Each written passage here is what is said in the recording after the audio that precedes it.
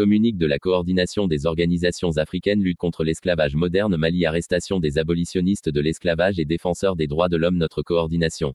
Née de la volonté des organisations africaines engagées dans la lutte contre l'esclavage moderne de mener ensemble sur l'étendue du continent africain et dans le monde des actions de sensibilisation, d'information sur les conséquences de ces crimes sur le rapport entre les êtres humains et judiciaires pour faire condamner, sur la base des instruments juridiques internationaux, les auteurs de ces crimes contre l'humanité et leurs complices. C'est à ce titre que notre coordination a été interpellée et saisie du cas des arrestations et placements en détention provisoire des militants de l'association Gambana Mali, abolitionnistes de l'esclavage et défendeurs des droits de l'homme en vertu de la décision de Monsieur le procureur de la République près du tribunal de grande instance de la commune 4 du district de Bamako pour incitation à la violence et injure dans le milieu soninké. L'incarcération des militants abolitionnistes membres de l'association Gambana est excessive, disproportionnée voire abusive en ce sens que cette association membre de notre coordination milite contre la traite et les nouvelles formes d'esclavage qui sont des injustices structurelles en ce qu'elles imposent une forme de relation d'oppression qui dénie la dignité humaine. Par le présent communiqué, nos organisations panafricaines abolitionnistes rappellent respectueusement aux autorités maliennes qu'il leur incombe l'obligation de protéger les militants abolitionnistes, d'interdire l'esclavage et les pratiques analogues à l'esclavage. Malheureusement et tristement, l'actualité immédiate nous interpelle et nous rappelle que la traite et l'esclavage colonial ne sont pas des crimes qui appartiennent à un passé révolu en Afrique. Au regard des agissements des pratiques encore présentes et imputables à certaines entreprises. Des groupes de personnes qui volontairement font en permanence et toute impunité de l'apologie de l'esclavage, l'arrestation et l'emprisonnement des militants engagés contre ces crimes contre l'humanité est assimilé à un encouragement à ceux qui entretiennent et encouragent les structures sociales inégalitaires et discriminatoires. Il convient de mettre fin à la répression judiciaire dont sont victimes M. Cheikh Oumar Yara et ses amis. Si les organisations panafricaines abolitionnistes membres de la coordination des organisations africaines engagées dans la lutte contre l'esclavage ne sont pas coupables de la traite et l'esclavage colonial, elles ont une obligation morale d'agir pour mettre fin à la persistance et la tolérance des nouvelles formes d'asservissement en Afrique. L'exigence, l'obligation de solidarité et d'humanité nous astreint à apporter secours et assistance aux victimes de ces crimes contre l'humanité qui sont vulnérables donc impuissantes à faire face à la puissance des lobbyings des esclavagistes et leur soutien faute de quoi ces faits qui ont marqué notre passé continueront encore à influer notre présent et auront sans des conséquences pour les générations futures d'Africains. Paris, 17 avril 2021.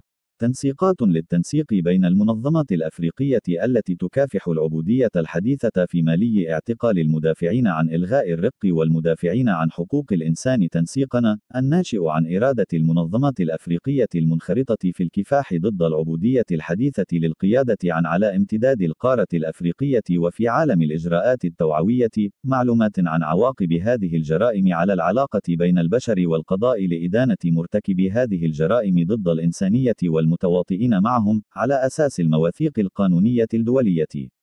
وبهذه الصفة، تم استجواب التنسيق بيننا والتحقيق في قضية الاعتقال والاحتجاز المؤقت لنشطاء جمعية جامبانا مالي، والمدافعين عن إلغاء الرق والمدافعين عن حقوق الإنسان بموجب قرار المدعي العام للجمهورية بالقرب من محكمة دي مثال كبير على البلدية 4 في مقاطعة باماكو للتحريض على العنف والإهانات في بيئة سونينكي.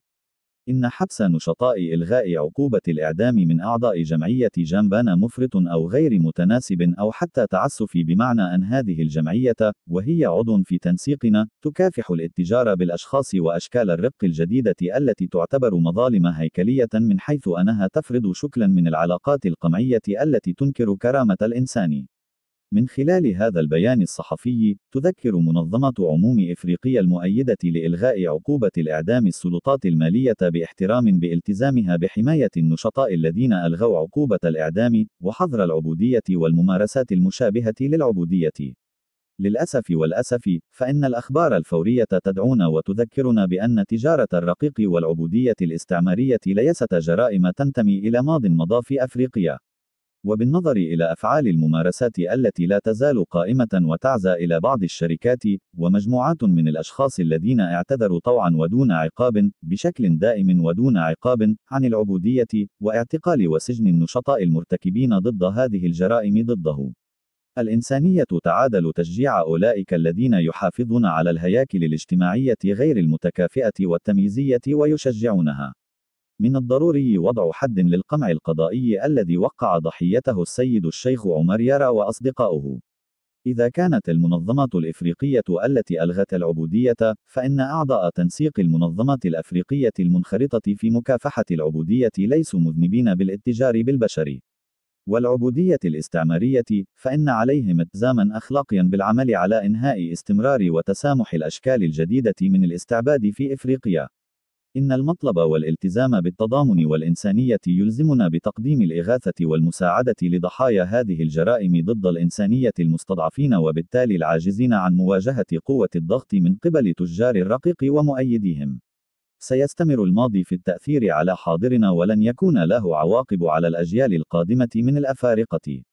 باريس، 17 أبريل 2021.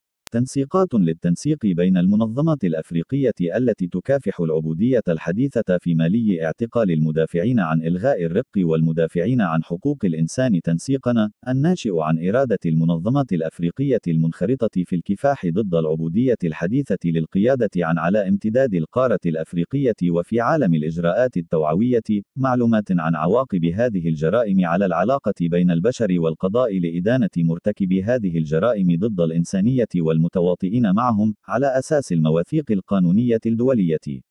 وبهذه الصفة، تم استجواب التنسيق بيننا والتحقيق في قضية الاعتقال والاحتجاز المؤقت لنشطاء جمعية جامبانا مالي، والمدافعين عن إلغاء الرق والمدافعين عن حقوق الإنسان بموجب قرار المدعي العام للجمهورية بالقرب من محكمة دي. مثال كبير على البلدية 4 في مقاطعة باماكو للتحريض على العنف والإهانات في بيئة سونينكي. إن حبس نشطاء إلغاء عقوبة الإعدام من أعضاء جمعية جامبانا مفرط أو غير متناسب أو حتى تعسف، بمعنى أن هذه الجمعية، وهي عضو في تنسيقنا، تكافح الاتجار بالأشخاص وأشكال الرق الجديدة التي تعتبر مظالم هيكلية من حيث أنها تفرض شكلا من العلاقات القمعية التي تنكر كرامة الإنسان. من خلال هذا البيان الصحفي، تذكر منظمة عموم إفريقيا المؤيدة لإلغاء عقوبة الإعدام السلطات المالية باحترام بالتزامها بحماية النشطاء الذين ألغوا عقوبة الإعدام، وحظر العبودية والممارسات المشابهة للعبودية. للأسف، فإن الأخبار الفورية تدعونا وتذكرنا بأن تجارة الرقيق والعبودية الاستعمارية ليست جرائم تنتمي إلى ماض مضى في أفريقيا. وبالنظر إلى أفعال الممارسات التي لا تزال قائمة وتعزى إلى بعض الشركات ومجموعات من الأشخاص الذين اعتذروا طوعا ودون عقاب، بشكل دائم ودون عقاب، عن العبودية، واعتقال وسجن النشطاء المرتكبين ضد هذه الجرائم ضده.